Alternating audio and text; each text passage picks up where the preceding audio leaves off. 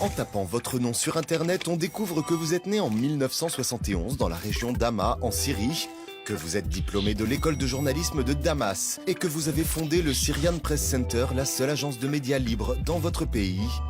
Le régime de Bachar el-Assad aimerait que vous soyez plus silencieux, mais vous avez décidé de nous relater le quotidien des habitants et de nous informer sur le conflit syrien depuis vos agences basées dans la province d'Idleb et à Damas.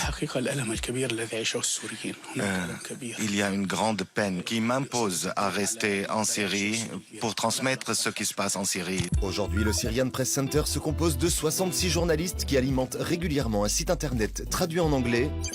Sur ce site, on y découvre l'horreur de la guerre, on y parle de martyrs, d'enfants assassinés, de femmes meurtries et de scènes chaotiques et cauchemardesques. Des informations et des articles que vous nous faites parvenir également via la page Facebook et le fil Twitter de l'agence. Des milliers d'enfants sont déscolarisés.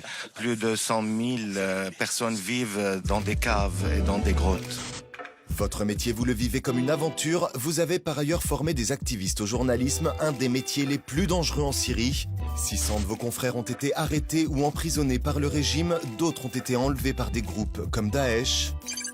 La Syrie est aujourd'hui en proie à une immense désolation, mais coûte que coûte, vous avez décidé de témoigner, d'informer et de vous battre contre l'injustice. Alors une question, Akram Al-Ahmad, comment peut-on faire concrètement aujourd'hui pour vous aider ?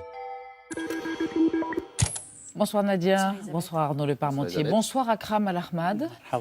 Nous sommes émus et impressionnés de vous avoir face à nous et reprenons cette question que vous a posée directement Damien Cabrespine. Qu'est-ce qu'on peut faire, vu de France comme ça, pour vous aider concrètement ?